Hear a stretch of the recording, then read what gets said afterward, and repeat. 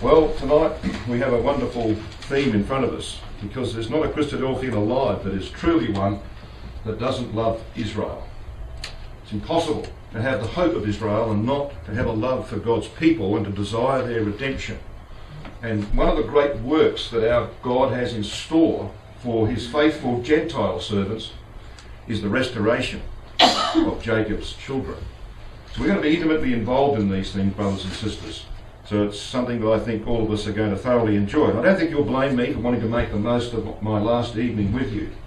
I think, as I have indicated on a couple of occasions over the course of the last few days, I don't expect to see you again here in St John's, nor in Australia. I expect to see you next in the presence of the Judge of all the earth.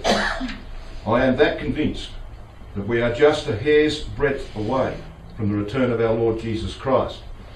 And I'd like to leave behind something that might in fact reinforce that even more. There's a DVD which has to do with the prophecy update that I gave in Richmond, which I think is going to be floating around, and it goes into a lot more detail than what we did last night, because last night was clearly designed for people from off the street in the main, although for us as well. But this prophecy update goes into a large range of matters. You know, what's happening in Egypt, the termination of the papal system by 2060 and what that means for us, and all those kinds of things. And I know that Brother Bob probably expected me to say something about the Catholic Church last evening, but he's going to get that tonight in part, and I'm going to give him a DVD right now.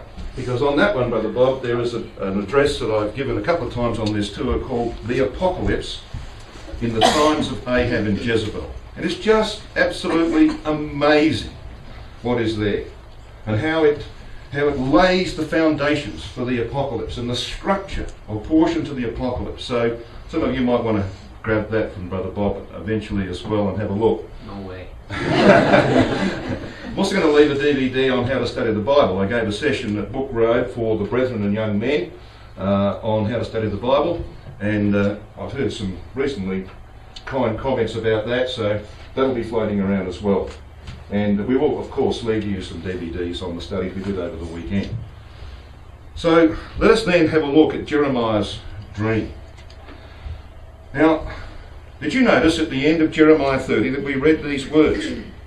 Behold, the whirlwind of Yahweh goeth forth with fury, a continuing whirlwind. So here talking about Armageddon. It shall fall with pain upon the head of the wicked. The fierce anger of Yahweh shall not return until he have done it, until he have performed the intents of his heart. In the latter days, so we know the time, in the latter days, ye shall consider it. But this is not the first time that you read those particular words here in the prophecy of Jeremiah. I want you to come back to Jeremiah chapter 23 and have a look at verses 19 and 20. Because here are clearly two contexts that are linked, and we need to make this link. We want to talk about Jeremiah's dream. Jeremiah chapter 23, we read in verse 19. I'm not going to read all these words again because there's only one difference, and that difference is at the end of verse 20. So verse 19 and the bulk of verse 20 are precisely the same as Jeremiah 30, verses 23 and 24. The one difference is this last phrase. In the latter days ye shall consider it perfectly. That's the only difference. So what's the Spirit trying to say to us? What's it saying to Jeremiah? Well, it's linking these two contexts, and we need to look at what is in Jeremiah 23 through 29. And we're not going to have time to do all of that tonight. Just a few little clues. In Jeremiah 23, the word prophets, Nabi, occurs 17 times in the chapter between verses 9 and 37. So it dominates this chapter. And he's not talking about good prophets in the main, because you go back to verse 9 and you see Jeremiah's lament. This is Jeremiah 23, verse 9. Jeremiah laments, mine heart within me is broken because of the prophets, and all my bones shake. I am like a drunken man, and like a man whom wine hath overcome, because, he says, of the words of Yahweh's holiness. He goes on to speak about the dreadful things that were happening in the land, encouraged by false prophets. And as you read on down through here, you find out what God thought of these prophets. Have a look at verse 21, which immediately follows that passage. It's repeated in chapter 30. I have not sent these prophets, yet they rang. I have not spoken to them, yet they prophesied. But if they had stood in my counsel and caused my people to hear my words, then they should have turned them from their evil way and from the evil of their doings. Look at verse 25. I have heard what the prophets said, that prophesied lies in my name, saying, I have dreamed. I have dreamed. How long shall this be in the heart of the prophets that prophesy lies? Yea, the prophets of the deceit of their own heart, which think to cause my people to forget my name by their dreams. So here we have a context in which Yahweh is talking about prophets who had destructive dreams. They were saying, oh, I've dreamed. I've had a dream from God, and I want to pass it on to you. And they were passing this on, and there were a multitude of them. And here is Jeremiah, lonely Jeremiah, who is delivering the words of Yahweh, and he's besieged by a multitude of false prophets. He's overwhelmed by them. So this is the background to Jeremiah's dream in Jeremiah 30 and 31. And so, brothers and sisters, as you read on, let's come down to verse 28 of Jeremiah 23. The prophet that hath a dream, let him tell a dream. And he that hath my word, let him speak my word faithfully. What is the chaff to the wheat, saith Yahweh? So here are these dreamers, dreaming away. And the word dream, of course, occurs here quite a number of times. And the last challenge is, what is the chaff to the wheat? Well, there is no comparison, is there, between chaff and wheat? Because, of course, in those days, when you threshed out the wheat from the head of the stalk, you would throw it in the air and the wind would blow the chaff away. But because the wheat was heavier, it had substance, it would fall to the ground. There was no comparison between chaff and wheat. And how do you tell that something's false? Well, you examine it against the Word of God, don't you? And you know if it has substance or not. If it doesn't have substance, well then, don't listen to it. But unfortunately, too many did in this time. And goes and say in verse 32 of Jeremiah 23, behold, I am against them that prophesy false dreams. It's the sixth occurrence of the word dreams, saith Yahweh, and do tell them, and cause my people to err by their lies and by their likeness. Yet I sent them not, nor commanded them. Now come along to Jeremiah 29, because this is where this culminates. We're going to pick it up from Jeremiah 29, verse 8. For thus saith Yahweh of hosts, the God of Israel, let not your prophets and your diviners that be in the midst of you deceive you, neither hearken to your dreams, which ye cause to be dreamed, for they prophesy falsely unto you in my name. And I have not sent them, saith Yahweh. So who was the predominant dreamer in Israel? Well, his name was Shemaiah, and we meet him in verse 24 of this 29th chapter. We read about him this way.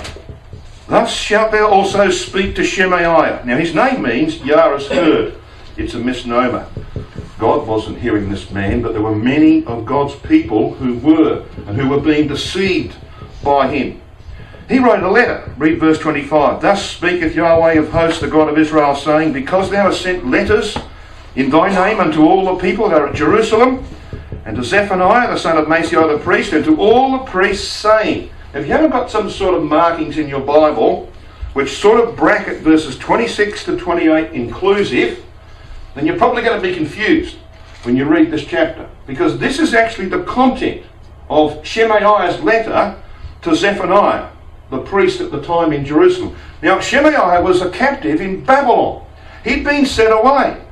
And of course, Jeremiah's message was being sent to his people. In fact, in this very chapter, Jeremiah 29, the message went to them that they were to build houses, etc., because they were going to be there for 70 years. And Shemaiah said, not on your life.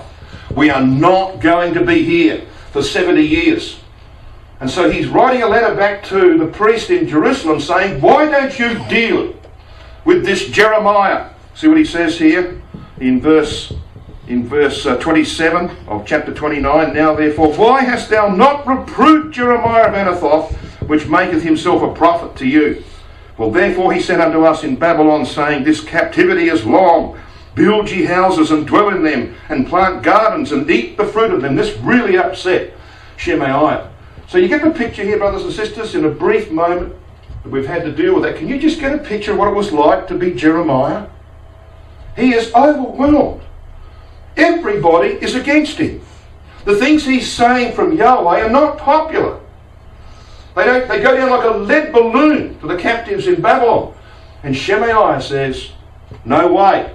And he writes this letter back saying, you better deal with this Jeremiah. Get rid of him. And he's in fear of his life. Now, who is this Shemaiah? Well, you see in verse 24, he's described as Shemaiah the Nehelamite. And some of you will have the same margin in your Bible as I've got in mine. The dreamer. Literally, it should be rendered, he of the dream. So here is the false dreamer, the principal false dreamer. And he has many companions. So what's God going to do, you think, for Jeremiah, his servant, who was being overwhelmed by false dreamers?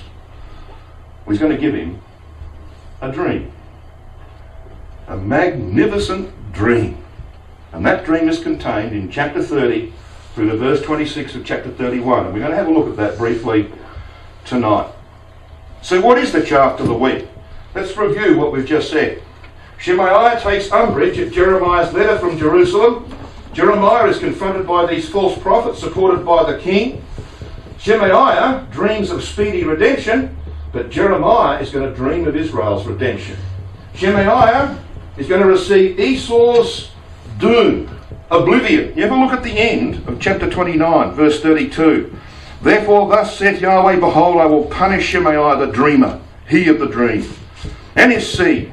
He shall not have a man to dwell among this people, neither shall he behold the good that I will do for my people, saith Yahweh, because he had taught rebellion against Yahweh. So he's going to receive Esau's fate, oblivion, with all of his seed. Jacob, though, is seen by Jeremiah being released from Esau's yoke in his dream. Shemaiah is condemned for teaching rebellion. Jeremiah is going to dream and awake with joy and sweetness. So have a look at Jeremiah chapter 31 and verse 26. Because it says this. Jeremiah 31 verse 26. Upon this I awaked and beheld, and my sleep was sweet unto me. So he's been sleeping. Now, how long has he been sleeping? Well, he's had a very sweet dream. Now, not all dreams, of course, are sweet. Sometimes they're nightmares, aren't they? Well, this wasn't a nightmare. This was a dream that was extremely sweet. How long's this been going for? From chapter 30, verse 4. That's where the dream begins. From chapter 30, verse 4, to chapter 31, verse 26, is Jeremiah's dream. It's all about the time of Jacob's trouble.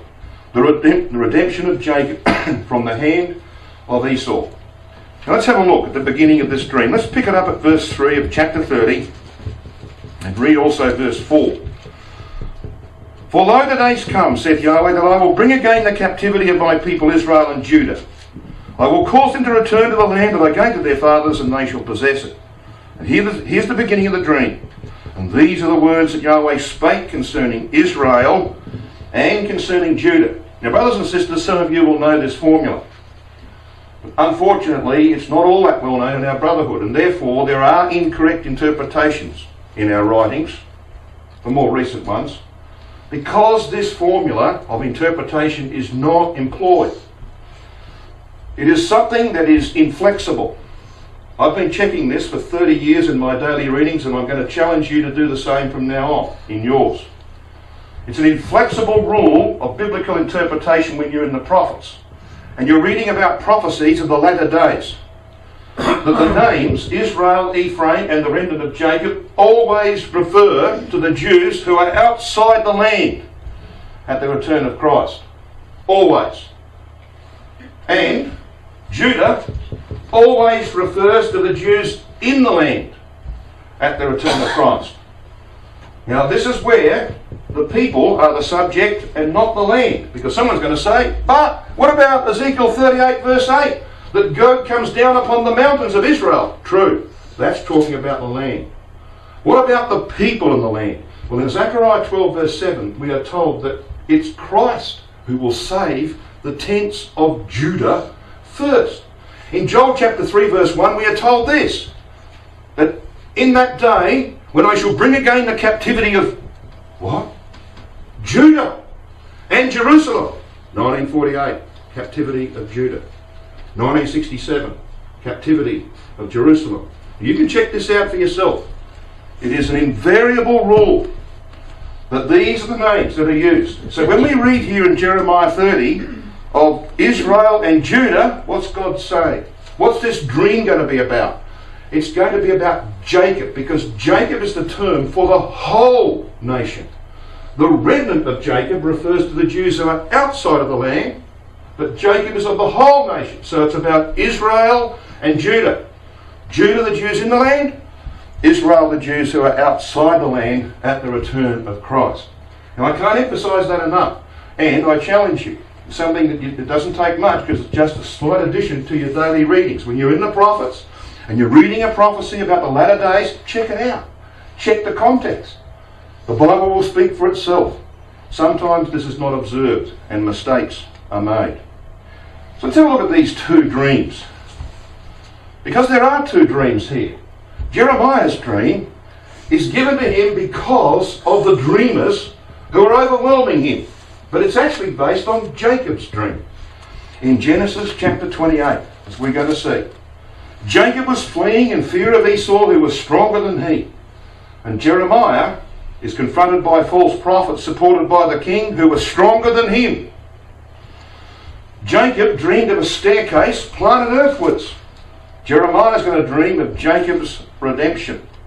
Jacob, in Genesis 28, had the Abrahamic promise confirmed to him personally.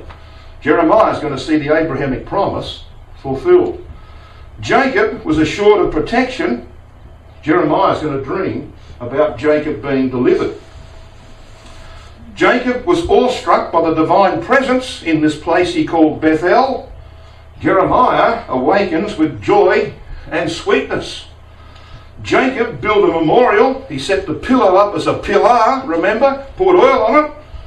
Jeremiah is going to memorialise Yahweh in a very peculiar way. Jacob made a vow. And in Jeremiah's dream, it is Christ who makes the vow. Did you read that in Jeremiah chapter 30 and at verse 21? It should be in the singular, this verse. And their noble, or their prince, singular, shall be of themselves. And their governor shall proceed from the midst of them. This is a reference to Christ. And then it goes on to say, for who is this that engaged his heart to approach unto me, saith Yahweh? He's the one that was sent to confirm the promises made to the fathers.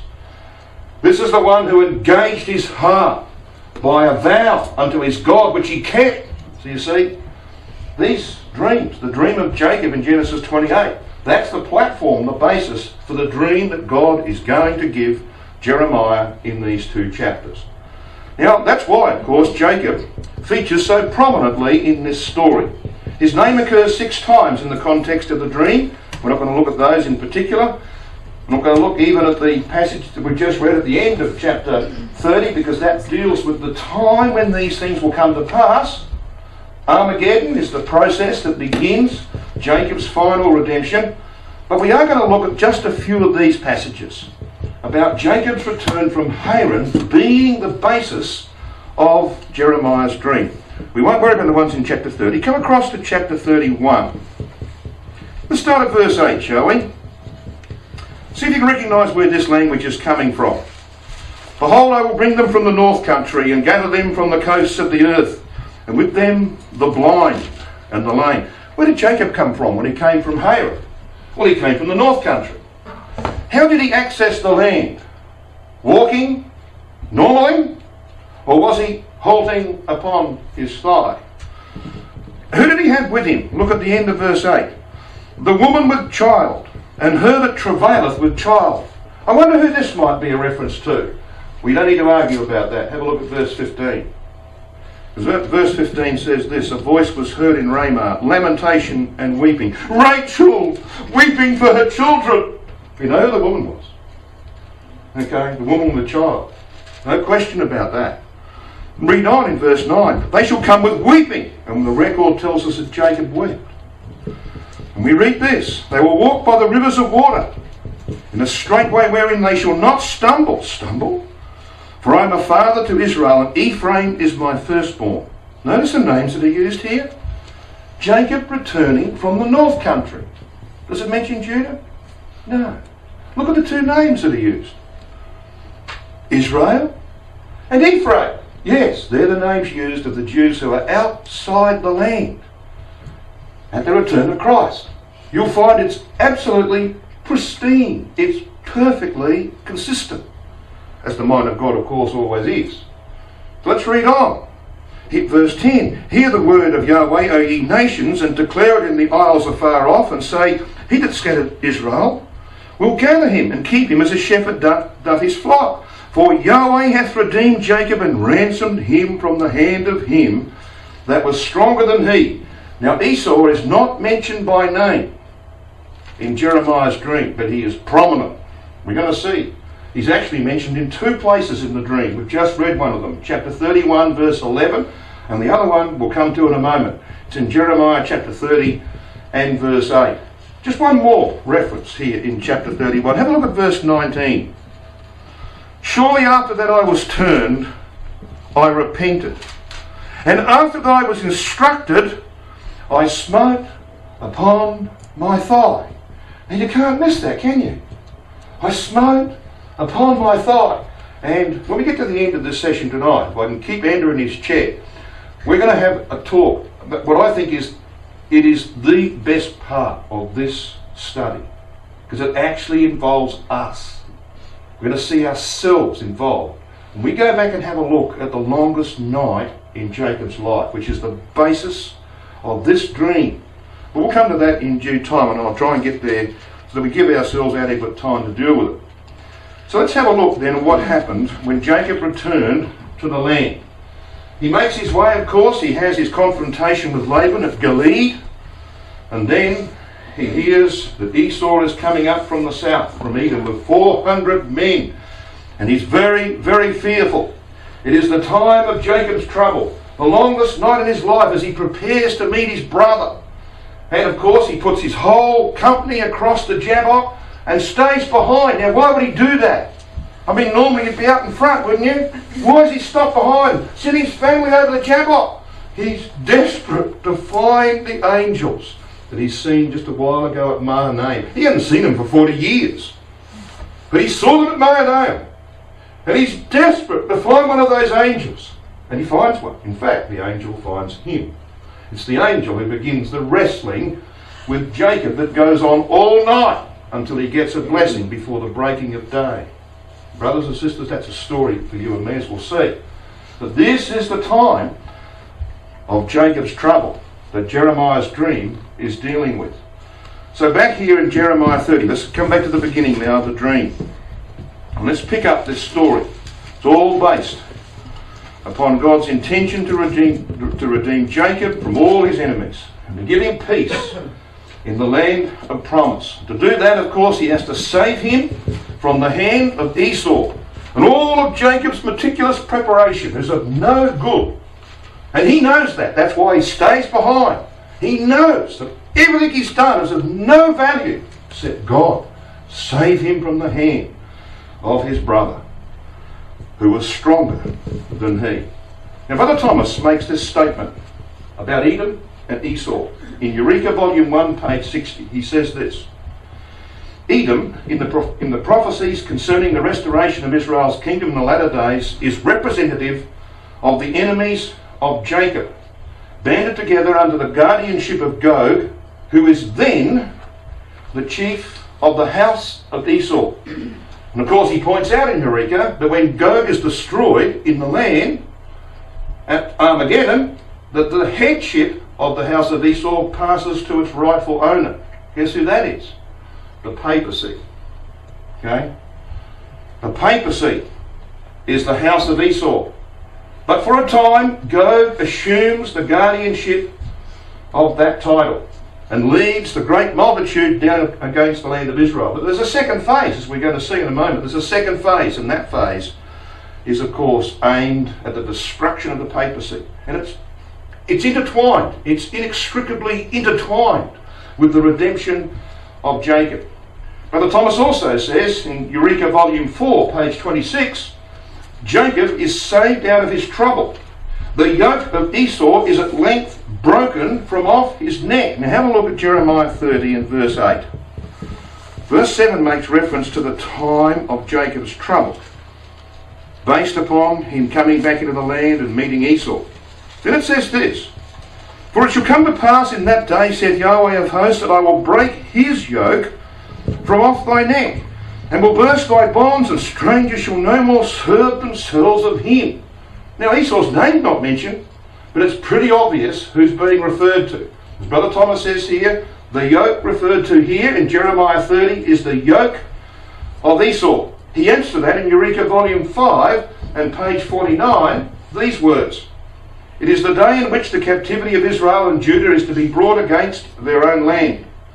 Consequent upon the breaking of the yoke of the house of Esau from off their neck, that foreigners may no more serve themselves of him. That's his commentary on Jeremiah 30 and verse 8. Now, I'll tell you something. It's not appreciated by everyone in our community that Esau represents the anti-Semitic nations headed up by the papacy and Gog. We have got some stupid notions in our community that Esau represents the Arab peoples. You know, I read idiotic statements like this in books of people who should know better.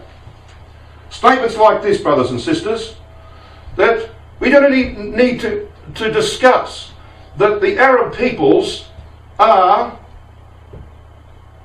from Esau. That is ludicrous. Who are the Arab peoples from?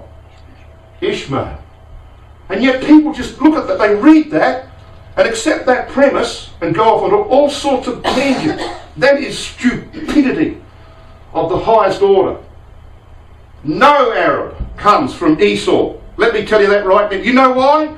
Because there are no literal descendants of Esau in the earth. And if there was, God is a liar. Because in Obadiah he says, I'm going to cut them off and there will not be one of them remaining. Now if there are Esau descendants in the earth, God is a liar. And he's not a liar. So that's the stupidity of some of the stuff that's been pumped around our community in the last 40 years. Let's get this right. Let the scripture speak for itself. Let's identify from the Bible who Esau is. And you're going to see it's the Roman Catholic system. It's Babylon the Great. And for a time, until the events of Armageddon, Gog assumes that mantle.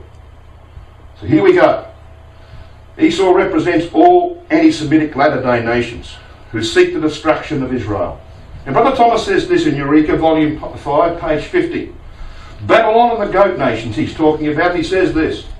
Esau will have had the dominion over Jacob long enough, and the time will now have arrived to prove to mankind that there is a God that judgeth in the earth. Esau has lived by his sword, but not righteously. He crucified the king of Israel, persecuted and killed his brethren, corrupted the faith, trod underfoot the holy city 42 months, and poured out the blood of Jacob like water upon the ground. But they who war against Zion and her sons shall be as nothing, as a thing of naught. So who was it that crucified the king of Israel? Pagan Romans, wasn't it? Who was it that persecuted and killed his brethren? Apostate, Christian Romans. Who was it that corrupted the faith? People from within our community that became the Catholic Church. Who was it that trod under the holy city, or the true ecclesia, for 1260 years, between 312 and 1572? You can go on and on. So there's no doubt about who Brother Thomas thinks Esau represents. Represents that system, which, by the way, came out of our community. The Catholic Church, never let us forget that. It came from our community by the corruption of the truth. So let's have some proof, shall we? You know, we'll use that touchstone that I mentioned in one of my talks. I can't even, it was last night. We mentioned the touchstone. No point in making statements. No point in reading from Brother Thomas unless the Bible supports it. Okay? And it does. So come back with me to Isaiah chapter 34. We're going to spend 10 minutes or so on this. And we're going to see that Brother Thomas is right, as you expected him to be. In Isaiah 34 we have in verse 1 these words, "Come near, ye nations, to hear, and hearken, ye peoples. Let the earth hear, and all that is therein, the world and all things that come forth of it. For the indignation of Yahweh is upon all nations, and his fury upon all their armies. He hath utterly destroyed them. He hath delivered them to the slaughter. Their slain shall also stink," etc. So this, some think, is a reference to Armageddon. Well, it actually begins with Armageddon, but it's not actually about Armageddon. I'll tell you why. You can tell from verse 4. Because it culminates in this, brothers and sisters, "And all the host of heaven shall be dissolved, and the heavens shall be rolled together as a scroll." Now we'll stop there. What is this about, do you think? When you've got all the host of heaven, what does that represent? Well, governments. And when the heavens are rolled together as a scroll, what does that mean? It means that all human governments have been abolished. That's what it means.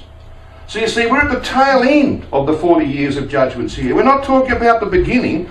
In fact, this whole context in Isaiah starts with Armageddon. It's the subject matter of chapter 30. Have a look at verse 27.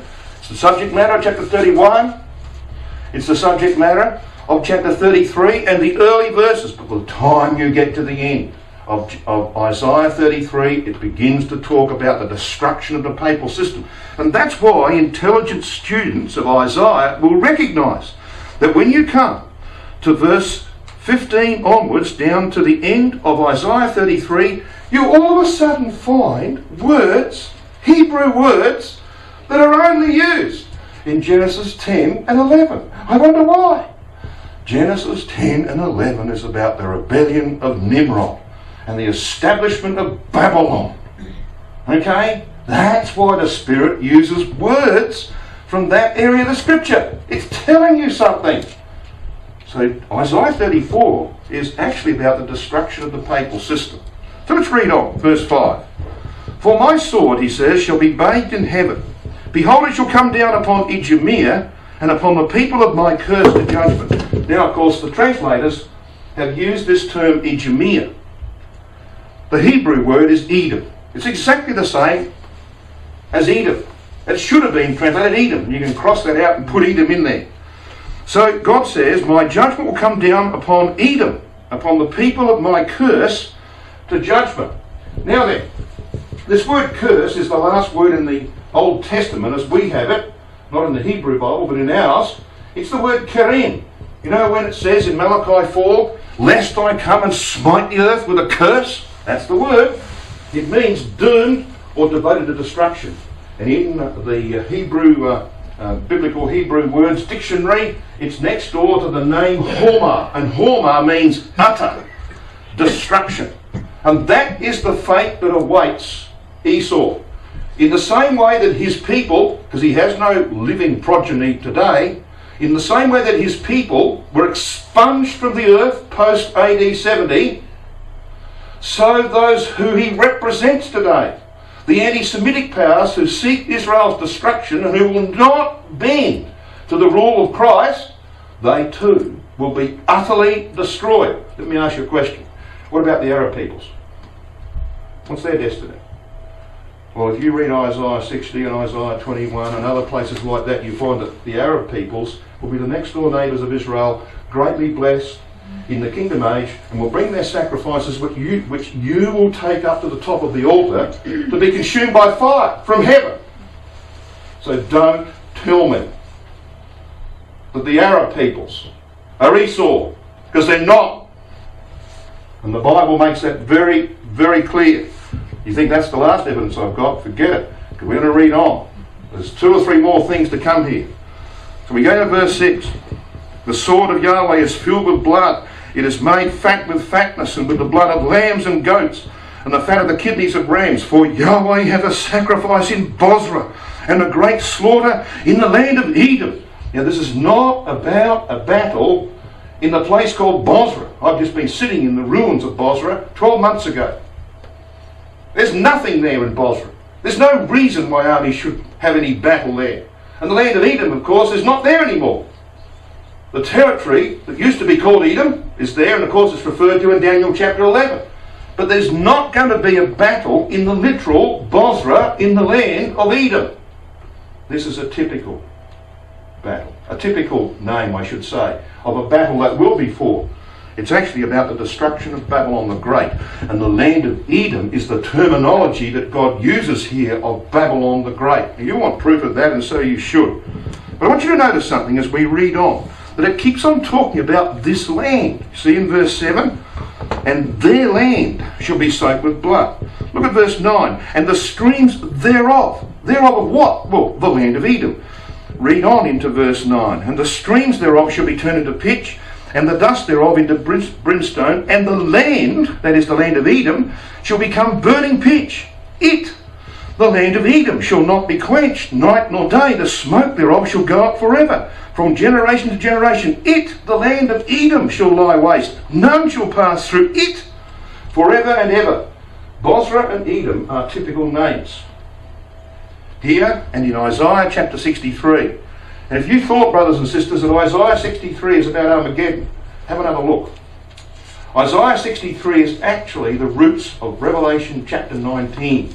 It's about the treading out of the winepress of the wrath of God, and that's why Christ is represented there as having his garments stained with blood. And the reason is given. I've been treading out the winepress of the wrath of God.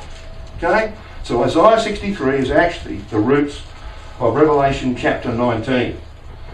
Now the yoke of Esau that we read of in Jeremiah 30 verse 8 is the long-standing hatred and oppression of the Jews by their enemies over millennia.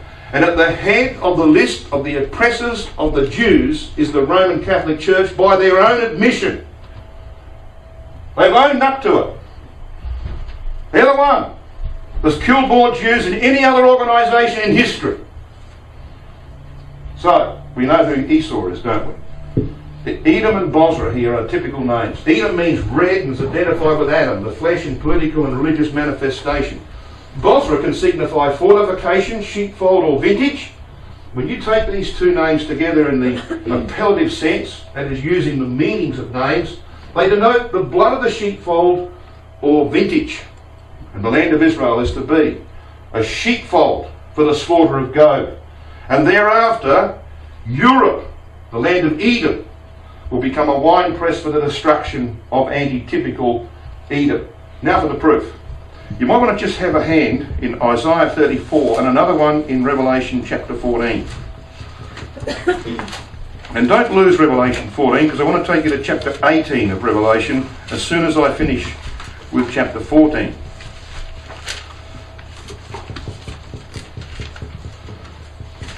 Now Isaiah 34 verses 9 and 10, which we've just read, are on the left hand side of the screen. I want you to notice the words that are highlighted there in green and in yellow. And I'm going to now read Revelation 14 verses 10 and 11. They say this: the same shall drink of the wine of the wrath of God, which is poured out without mixture into the cup of his indignation, and he shall be tormented with fire and brimstone in the presence of the holy angels, and in the presence of the Lamb. And the smoke of their torment ascendeth up for ever and ever. And they have no rest, day nor night, who worship the beast and his image, and whosoever receiveth the mark of his name. Now you'll notice that these words in Revelation 14 are actually being extracted from Isaiah 34. Pitch, brimstone, fire and brimstone, burning pitch. The words in yellow: the smoke thereof shall go up forever. The smoke of their torment ascendeth up for ever and ever. You can't miss those links, can you? So the language of Isaiah 34 is being picked up and used in Revelation 14. What's Revelation 14 all about? Well, verse 8 tells you. And there followed another angel saying, Babylon is fallen, is fallen. This is the beginning of the hour of divine judgment. Rome goes down the gurgler, and for the next 30 years, Elijah will bring Israel through Europe, the house of Esau, bringing judgments upon that system. That's what that's about. Now, like I said, I don't want you to lose Revelation. Just hold your hand there, but just flick back to Isaiah 34 verse 11.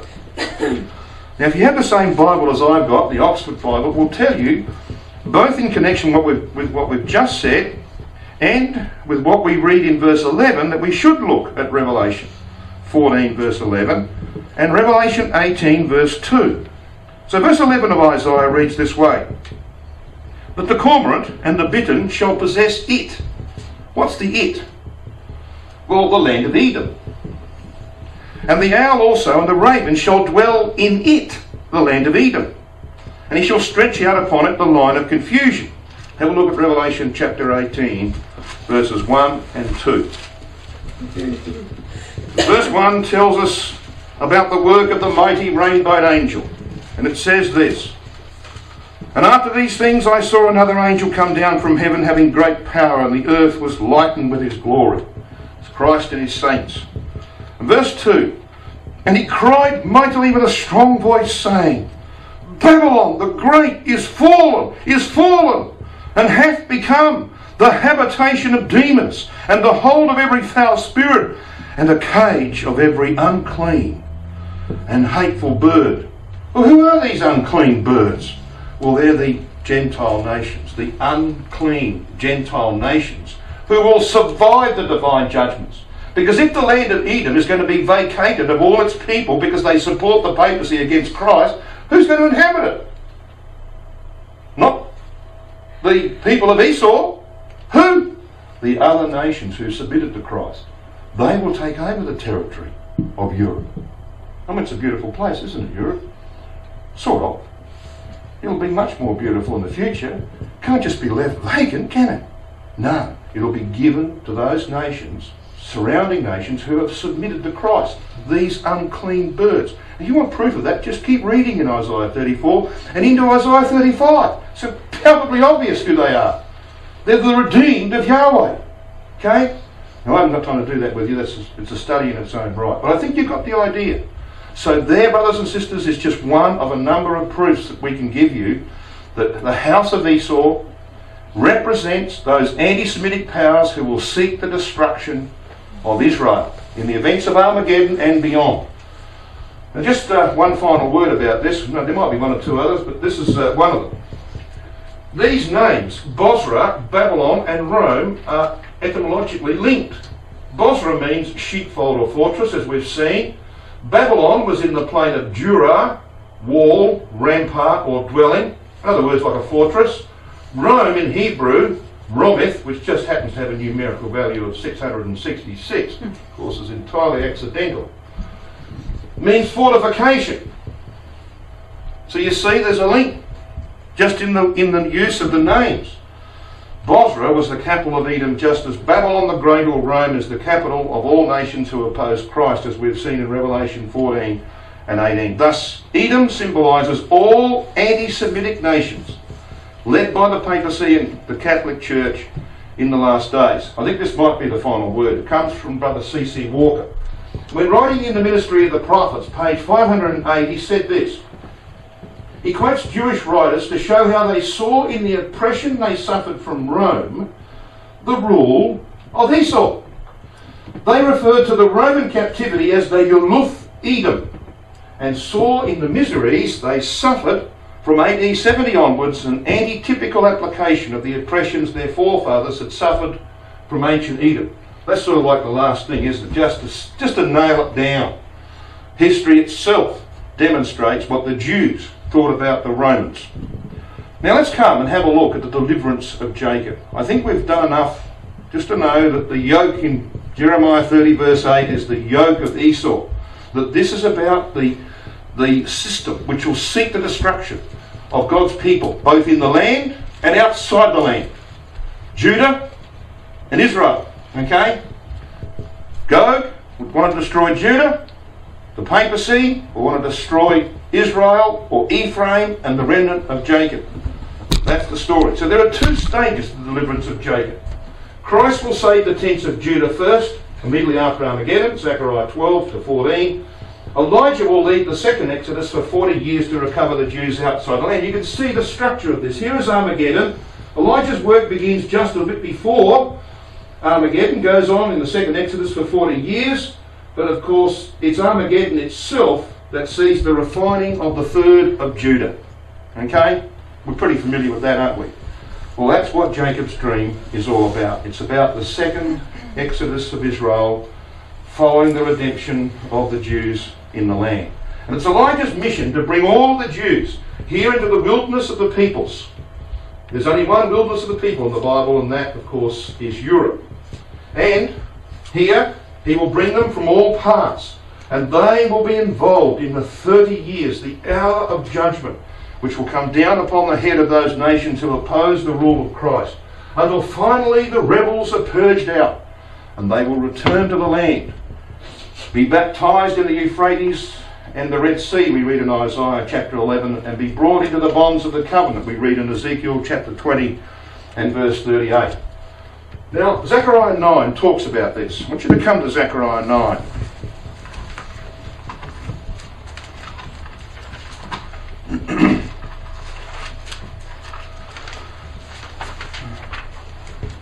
And here in verse 13 we read these words. For when I have bent Judah for me, and filled the bow with Ephraim, and raised up thy sons, O Zion, against thy sons, O Greece, and made thee as the sword of a mighty man. And Yahweh, read Elijah and the saints, Yahweh shall be seen over them, and his arrow shall go forth as the lightning. And Adonai Yahweh shall blow the trumpet, and shall go with the whirlwinds of the south. Whirlwinds of the south? Who are they, do you think? They're the ones who've come from Sinai. They're the ones who have been glorified in the south at Sinai, the saints. And they're going to go out with Elijah, and they're going to bring back scattered Israel, but they're not going to go alone. This is the fascinating thing about Zechariah 9 and the other prophecies that are allied to it. They're going to take out some of the purified Jews from the land to their brethren coming back under Elijah, so they might have motivation to return to the land. And this is what this is all about, because God says, I'm going to fill the bow of Judah with the arrow of Ephraim. Okay? So he's going to have a bow and arrow. And what do you use a bow and arrow for? Well, to shoot something, to fire an arrow. And if you're fighting a battle, you're going to try and kill the enemy, aren't you? Now, if you've got a bow and no arrow, I guess you could bash him over the head with the bow, but it's not really all that much good to you, is it? If you have an arrow and no bow, well, you could use it as a dart, I guess, but not very effective. You have to have a bow and an arrow. And so both Judah and Israel or Ephraim are involved in this. That's what this is telling us. And it's a beautiful imagery, isn't it? So who's the bow? Judah. What does the bow do? Well, the bow provides motivation for the arrow, doesn't it? And who's the arrow? Israel is the weapon. They're called Ephraim here in Zechariah 9, and they're called the remnant of Jacob in Micah chapter 5. Okay? So God's going to fill the Judah bow with the arrow of Israel, Ephraim, and the remnant of Jacob. That's the Jews who are outside the land. This is exactly what Jeremiah 3 says, brothers and sisters. Jeremiah 3 verse 18 says this.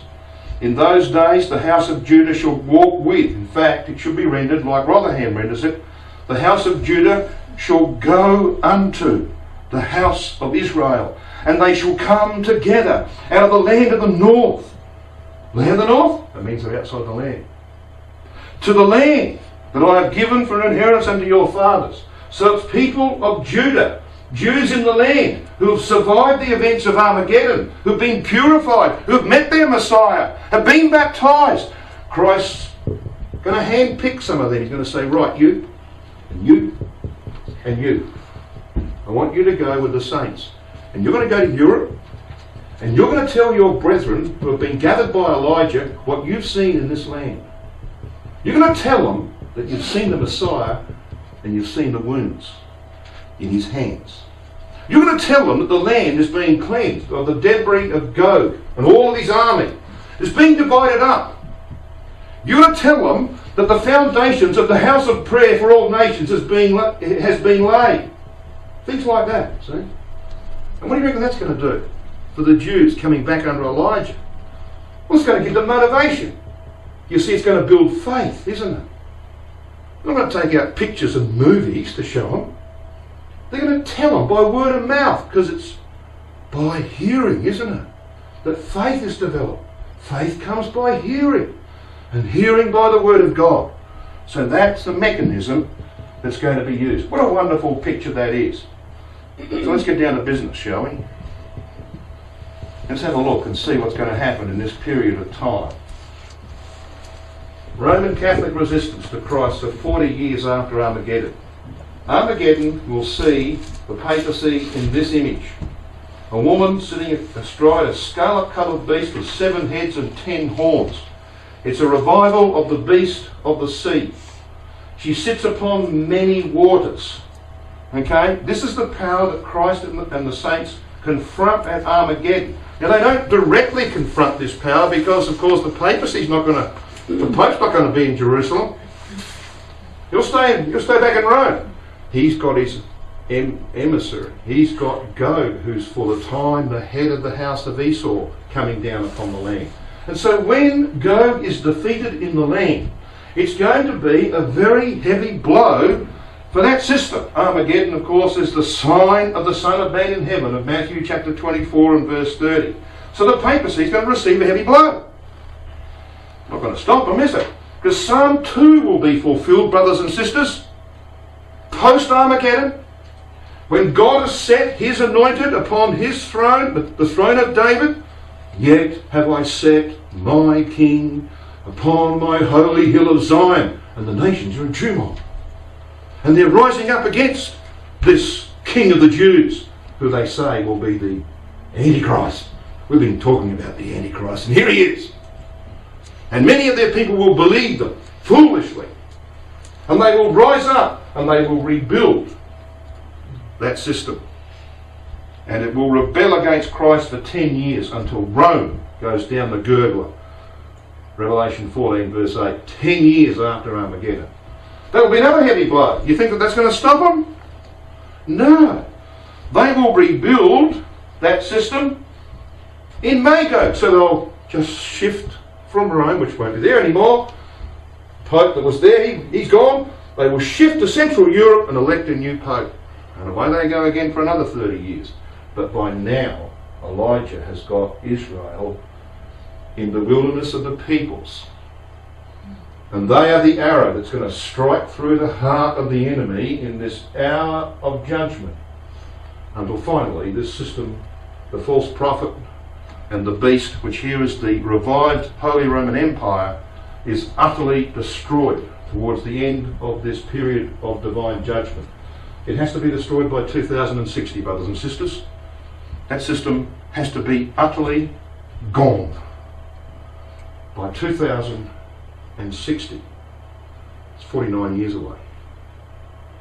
And between the resurrection and Christ walking his bride around his house, as it's about to open to international worship, is 50 years. Now you know why I don't think I'm going to see you in St. John's again. We are a whisker, just a whisker away from the return of Christ. So that DVD on the prophecy update will fill out the details for you, if you wish. Finally, Christ will have his universal rule over all the earth. And Elijah will complete the second exodus of Israel. And the Jews who come back unto him, a new generation of them, by the way, the older ones perished in the wilderness, just like their fathers, for they lacked faith. A new generation settled in the land amongst their brethren, in the tribes that are specified to them. And all nations will come and submit to Christ, and you will open the temple for worship. Now, this is where I really want to start talking. This is the most important part of this study. You got another 10 minutes, you reckon? You can stand that? Okay, let's go, because this is about us. It's about us as well as about Israel. Now you know the story, don't you, of Jabbok? Genesis 32. Let's just come back to Genesis 32. And you're going to see why in a moment we are back here. It's actually part of Jeremiah's dream.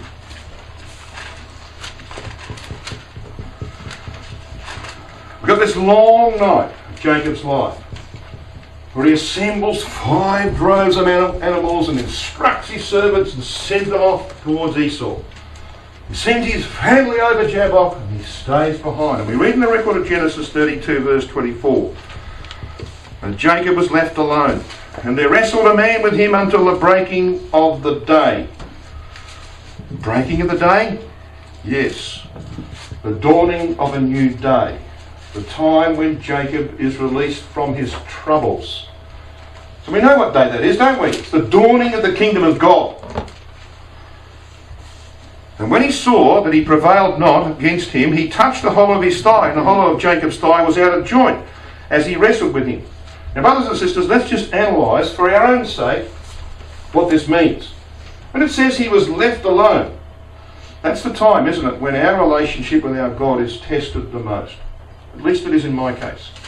I have no problem fending off the old man and the world that appeals to him when I'm in your company, which is part of the reason why I'm doing what I'm doing. Sitting around at home, I'm in trouble. Okay?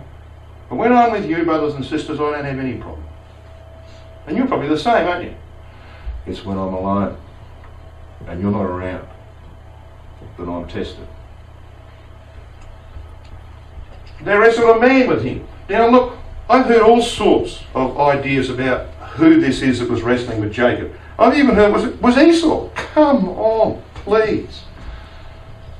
The scripture is so plain. In Hosea chapter 12, verse 4, we are told it's an angel. So let's not argue about it. It's an angel. And by the way, when was the last time that a man could touch someone's thigh and dislocate it? Only angels can do that. Okay, so this is an angel. And it doesn't say an angel for a very important reason. We'll come to in a moment. Now it also indicates that the angel wrestled with him. So it wasn't Jacob who started the wrestling. And it wasn't me that started the wrestling that's going on in my life. And which will go on until the breaking of day. Until I get my blessing. It wasn't me. It was God. He was the one that started it in my life. And I think he might have started it in yours. True? So that's the first thing you have to get straight. And the second thing is that he calls him a man, because it is in the everyday circumstances of human life, the humdrum of human life, that wrestling is played out. For 43 years, long years, I went and served Pharaoh, sometimes in a dungeon, 40 feet below the ground, and my wife supported. She said, you know, Joseph got out. He got out after 3 years. It took me longer than 3 years, but eventually I got out. 40 feet below ground. Never saw the light of day for 10 hours. It was drudgery. And here I am locked in this little room with all these people who don't know anything about the truth, don't want anything about the truth. And all they talk about is the rubbish that they're going on with. They went on day after day after day, and I'm wrestling in that. Nothing exciting about that, is there? You enjoy going to work, brethren? Do you? It's humdrum, isn't it? Why? Because God is using the everyday circumstances of human life to test whether or not you're going to wrestle until the breaking of day. That's what he's doing. So the record calls him a man when we know it's an angel. There's a precision in the Bible, isn't there? For a very personal lesson for every one of us. And Jacob hangs on in agony. Now it says here that his thigh was out of joint. See there in verse 25? His thigh was out of joint. Now that word means unhinged, dislocated. Anybody ever had a dislocated finger? I used to get them playing Australian rules football. That's why they're all blown up like that now. See? It was agony. Someone's got to come along and go, click it back in. What about a dislocated shoulder? Excruciating. What about a dislocated hip? Come on, please. It's like someone's stabbed a knife in you. It's turning it. Alright? So here's Jacob. His thigh goes at right angles. Boom! His leg's sticking out. Think about that. Think about the effect of that. And what sort of agony is he in? Does he let go and say, oh, this hurts? No. He is not going to let that angel go until he gets his blessing. What about you, brothers and sisters? I know some people who let the angel go and won't get a blessing. I know what I'm going to do. My name is James. That's Jacob. And I'm very much like Jacob, sadly. I think I can do things in my own strength, sometimes, like Jacob did. But I'll tell you something I've learned from him. I'm not letting go until the breaking of the day. And that's what Jacob did. He hung on until the day broke. And he got his blessing. And we could spend a lot of time on this, and I can't do that. Just refer to one or two things. Look at verse 32. Therefore the children of Israel eat not of the sinew which shrank, which is upon the hollow of the thigh unto this day, because he touched the hollow of Jacob's thigh and the sinew that shrank. Why don't the Jews eat that part that surrounds the ball joint of the hip? Why don't they eat it? Well, because it says they shouldn't eat it. But they have no idea what that means. You see, the thigh is the strongest part of the human body. So that when you lift weights, they say, don't use your back, use your thighs. It's the strongest part of the body, isn't it? So what does God do? He touches Jacob in the strongest part of his body. They're telling Jacob, don't depend on your own strength. So he hobbles away. He hobbles away from here. He can't hurry. God's got to save him from the hand of him that is stronger than he. That's why the family builders, the Bens, the children of Israel, don't eat that part, because they understand the principle. Don't put trust in the strength of man. That's the lesson that comes from that. And of course we know that Jacob's name is changed to Israel, although God doesn't use it until chapter 35, verse 21. That's another story. But did you notice this? When you read this record, in verse 30 it says this, and Jacob called the name of the place Peniel, for I have seen God face to face, and my life is preserved. Now Peniel means I have seen God. And it's in the first person singular. In other words, this was a lesson for Jacob. He had to learn this lesson. But then you read this in verse 31. And as he passed over Peniel, is this a mistake? We got Peniel in verse 30. We've got Peniel in verse 31. Now, it's not a mistake, brothers and sisters, because the grammar's different. Peniel means they have seen God. It's in the third person plural. So whereas Peniel is a lesson for Jacob, Peniel is a lesson for everyone. Every one of Jacob's descendants, natural or spiritual. We've all got to learn this lesson. And here was Jacob looking the angel in the face. He's staring him in the face like this. And the angel says, I'm changing your name, Jacob. I mean, get a picture of this. He's hanging on to the angel. You couldn't get any closer if you tried. Like this. I'm changing your name, Jacob. Your name is no longer Hill Catcher. You are a prince. You will prevail with God. And Jacob says, what's your name? He says, mind your own business.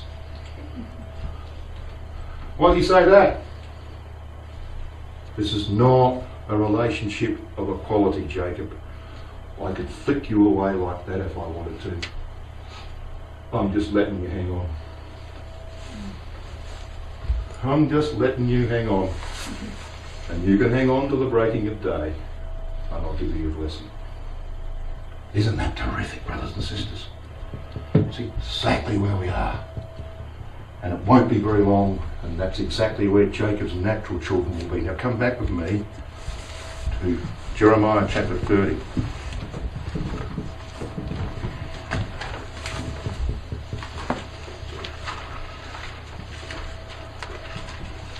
The sinew or tendon which holds the hip bone in its socket. That's what that word sinew means. We said the thigh is the strongest part of the body, represents the strength of man. Israel's family builders had to learn that. Jacob's thigh is out of joint, dislocated. Now what you can see here on the screen is of course the thigh without any meat on it. There's only one thing left, and that's the sciatic nerve. Anybody ever had sciatic pain? Yeah. Probably most people in the room. It's not very nice, is it? It's terrible, actually. The sciatic nerve, the longest in the human body, runs from the lower back through the pelvic region and down the back of the leg. To relieve the pain, sufferers often walk by bending the affected leg at the knee and rotating it outwards. So we've got to take the pressure off the sciatic nerve, which is being pinched. It's being pinched here, see? So if you dislocate this thigh, guess what happens to the sciatic nerve? It gets severely pinched. And that's why he halted upon his thigh. Sciatica sometimes occurs during pregnancy when the sciatic nerve is pinched between the head of the fetus and the pelvic wall. Back in Jeremiah 30, let's read verses 5 and 6. Well, thus saith Yahweh, we have heard a voice of trembling, of fear, and not of peace. Ask ye now and see whether a man doth travail with child. Wherefore do I see every man with his hands on his loins, as a woman in travail? And all faces are turned into paleness. Mothers will know the pain of childbirth. And sometimes in childbirth, the head of the fetus will press the sciatic nerve up against the bone. Violent pain. I can see some smiles. I guess it's happened to one or two. Brothers and sisters, in Jeremiah's dream, the prophet sees every man with his hand on his loin, as a woman in travail. Why? Sciatic pain is the closest thing that a man can experience to the pain of childbirth. And every one of Jacob's children has to pass through that. Halt upon their thigh so they don't put any confidence in the strength of man. That's why. It is the time of Jacob's trouble, but he shall be delivered from it. The day of Jacob's redemption, brothers and sisters, is not very far away. Many people in this room are going to be involved in accomplishing it. I look forward to that very much.